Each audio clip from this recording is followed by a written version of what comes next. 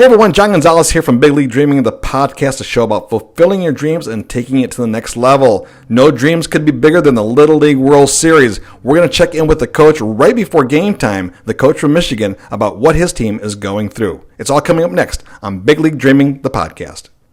Ever since I was a kid, oh yeah, I was Big League Dreaming. I was Big League Dreaming. For as long as I live, Always, I'm Big League Dreaming. I never got to bat in the major leagues. I'd have liked to have that chance, just once. To stare down a big league pitcher. Make him think you know something he doesn't. Chance to squint at a sky so blue that it hurts your eyes just to look at. To feel the tingle in your arm as you connect with the ball. To run the bases, stretch a double into a triple, and flop face first. Wrap your arms around the bag. That's my wish, Rick and Silla. All right, that's Rick Thorning, the manager of Team Michigan. Getting ready to play our first game here in Williamsport in the Little League World Series. Play at 3 o'clock against Florida. Got the boys eating their lunch right now. I'm actually watching some tape on Florida, watching their games and watching some of their pitchers and kind of see what their tendencies are and trying to get a little bit of it, much advantage as we can. Boys are ready to go. We're going to head to the cages here in about a half hour, head over to a practice field to do some infield work, get my pitcher ready, and head over to the field. Boys are excited. Everybody's getting a lot of text messages from people that are here and how excited they are to see this field, and nobody realizes what this place actually is. Like I said before, TV does not do this place justice. And when you come out here and you're actually standing on the hill or you're just walking around this complex, it takes your breath away. Coach, how are the kids doing just mentally and kind of grasp? It's got to be tough to grasp the moment. They won't know this until much later in their lives. But how are they holding up? Yeah, they're holding up as best they can. You know, it's the hardest part for us with these kids is the time away they have from their parents. You know, so you start to see some of that effect. And you know we've had. Our last baseball game was on Saturday, you know, so we're almost 6 days away before we had a baseball game, and there's a lot to do here. The first couple of days are busy, and then after that, you know, we're just going around trying to get practice in. And with the weather here, we couldn't get any fields the past 2 days, so we've been in the cages, and the kids are just ready to get back on the field and play some baseball. And I think once that starts getting back into it, these kids' spirits are going to be up. Not that they're down. It's just, you know, it's a long time to be away from their parents, and it's a long time to be in these dorms without any baseball, you know. So I think once they start playing the game and start getting back out there, I think you'll start seeing some, you know, seeing their parents in the stands. That's really helpful for the boys.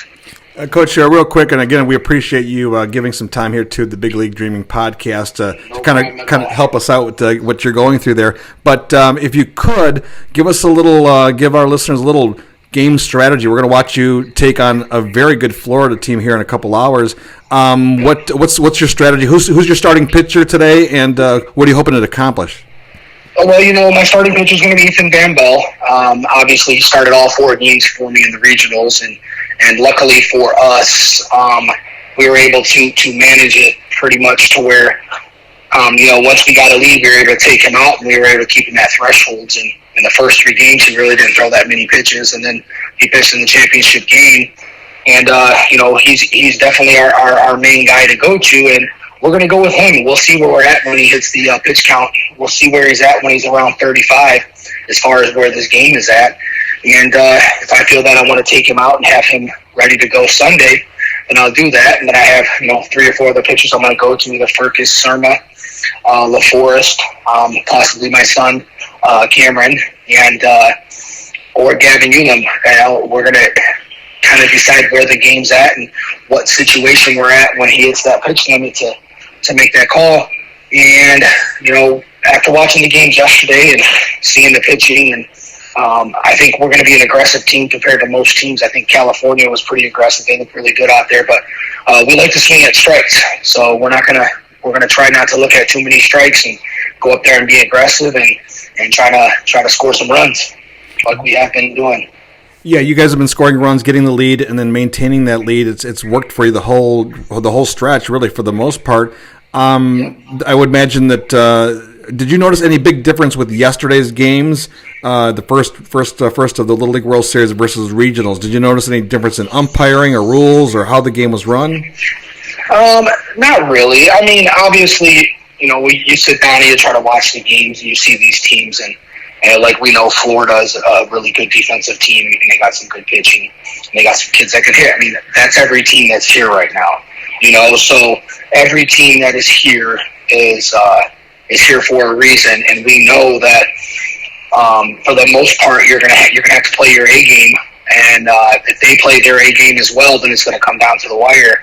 You just got to limit your mistakes. And as far as the umpiring, it's been good umpiring. It's like I said, it's hard to, we're sitting in the stands. They got a section blocked off for us, so we're pretty far away from the game for the most part. But you can see the umpire and everything looks like they're doing a really good job. And I just actually spoke to my kids about that with umpires. If they're calling an outside pitch, just remember that that's a strike for that game. So adjust to the pitcher or the umpire and not just the strike zone.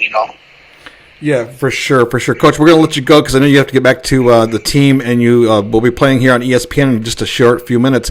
Really quick, what do you want to tell the fans, in Taylor that are watching you from Taylor North Little League? What do you want to tell the Taylor fans, Michigan fans that are rooting for you, and of course fans from around the country that I think your team has some great personalities, a lot of character, and I think people are rooting for you guys?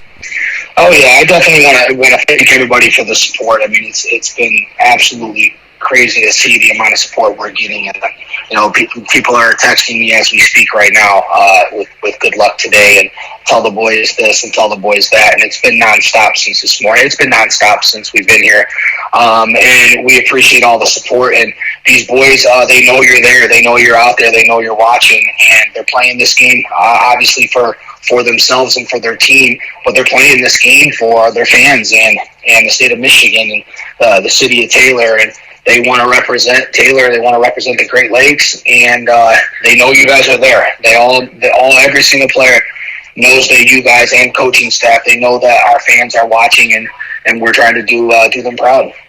Coach, good luck today, and do your best, and hopefully we'll talk a little later tonight or for first thing tomorrow morning.